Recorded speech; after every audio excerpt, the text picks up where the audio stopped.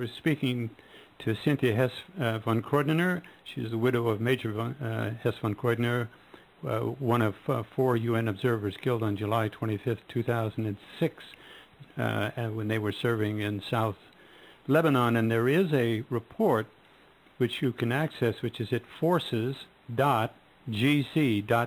and then you search for Hess-von Kruedener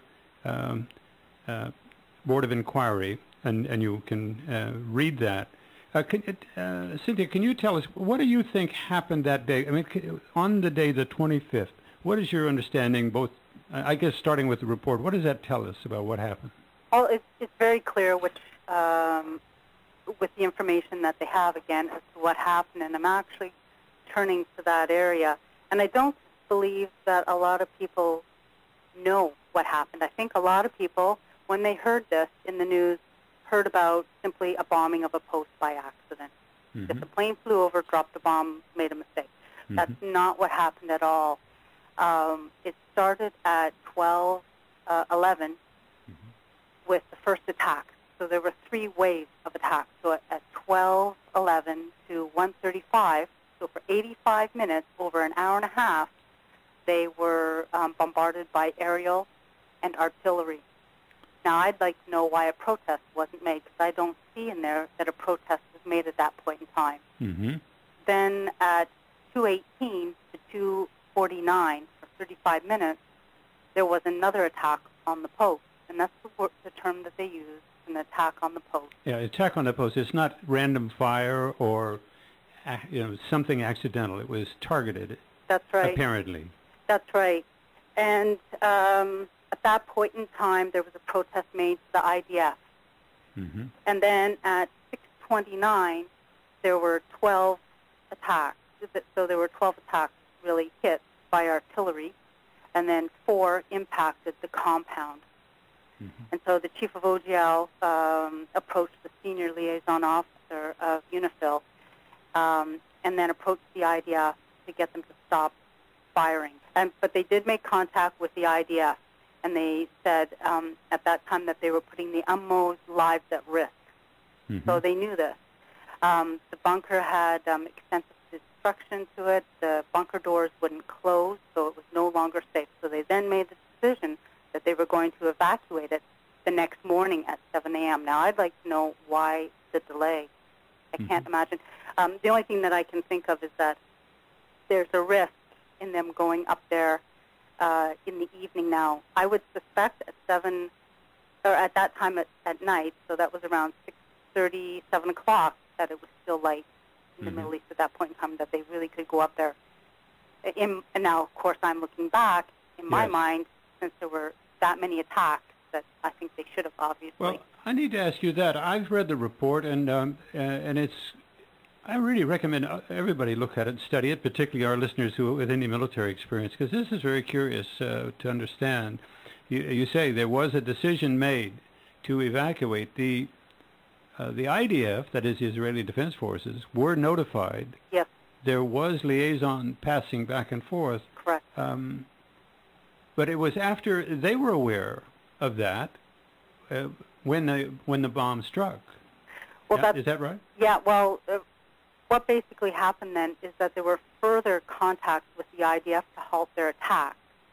And there was contact between the IDF and the OGL liaison officer and the force commander himself. And then at 7:15 to 7:17, there were 3 close firings. Mm-hmm. And then at 7:25, they relayed the evacuation plans to mm-hmm. the post. So they knew at 7:25 that they were going to be evacuated out. Mm-hmm. And they were supposed to do another radio check at 7:30, and there was no radio contact. Mm-hmm.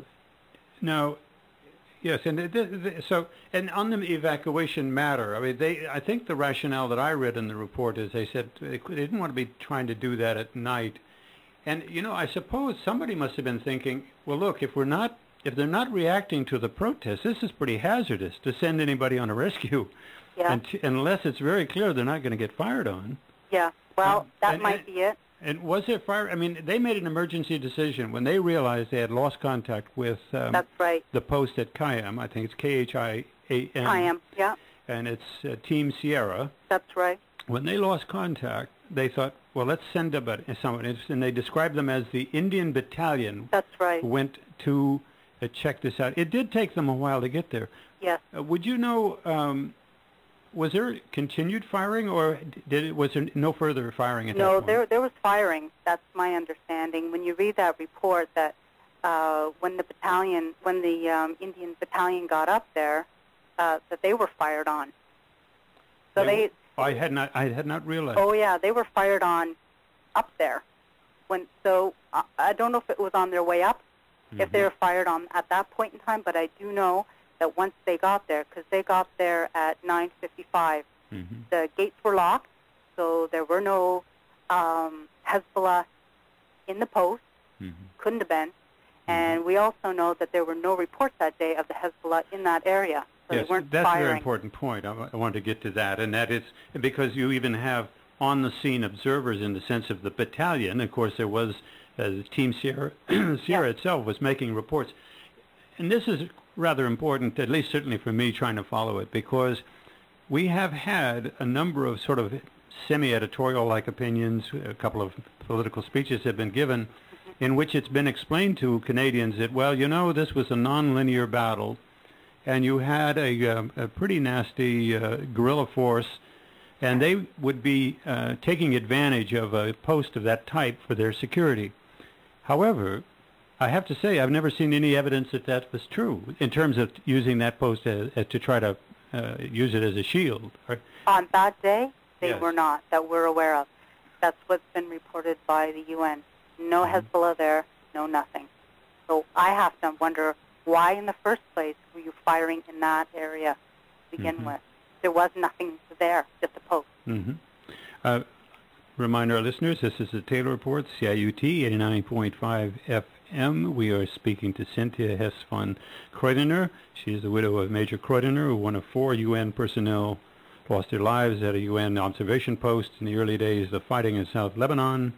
And there has been a board of inquiry which took quite a while to issue a report, and it has now come out. And I noticed that they said they were going to answer the question of how it happened, what happened, and why. We seem to have now arrived at why. I didn't see that they did explain why. Do you? No, I don't know why it was bombed, because there was no Hezbollah there. It was a clearly marked UN position, and in fact, in the news report, they were given the coordinates early on. So at around 12 o'clock, the coordinates would have been given to the IDF many times. So they had the coordinates, because we understand that the liaison network was working. They were getting information. Well, yes, if I read the report right, and please correct me. Now, this might be very interesting. One of the reasons, because again, here in Canada, kind of an argument broke out. Well, why were they there, etc.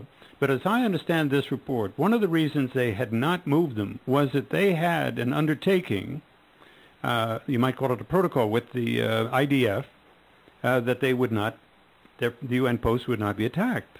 That's correct. So it was assumed that all you had to say was, well, look, you're firing close, and then he would stop. Correct. Because he's already made, there's a legal undertaking. That's correct.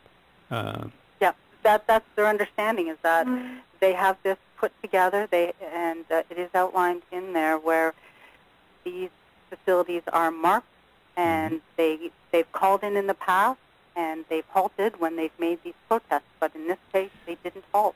And you asked me about shooting on the battalion. When they actually were there rescuing and trying to get the bodies out, they were being shot at that point in time.